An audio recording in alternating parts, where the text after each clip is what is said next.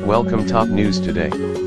In December, Deutsche Bank agreed to submit documents on the bank's relationship with U.S. President Trump after U.S. authorities issued a subpoena. Berlin People's Daily. U.S. authorities are investigating Deutsche Bank's relationship with Paul Manafort, a former campaign manager of U.S. President Donald Trump. In early 2017, Germany's leading business newspaper Handelsblatt reported that the Frankfurt lender noticed $30 million in suspicious transactions connected to Manafort and alerted U.S. authorities. The transactions were flagged after it was revealed Manafort had received payments for lobbying efforts on behalf of Ukraine.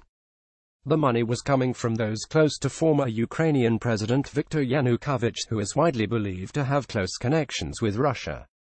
It's unclear if the $30 million in transactions earmarked by the German bank were payments from Ukraine, but the lender is Trump's primary bank and one that is used by members of his family.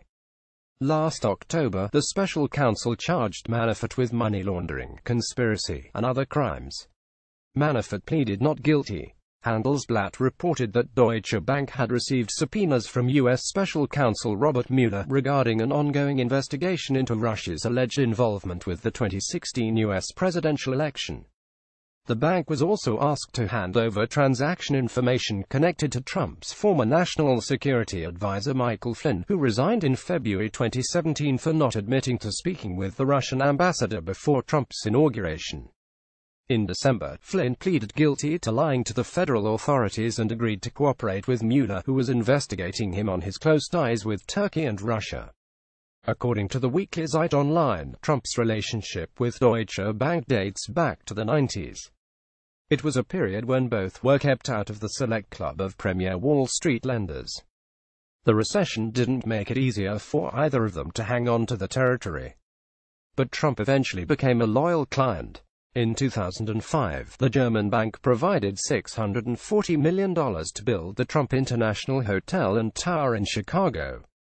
Trump vouched for the loan with $40 million in private funds. But then the financial crisis happened, nearly severing the relationship. In November 2008, Trump was unable to afford the loan and was faced with having to pay $40 million out of his own pocket.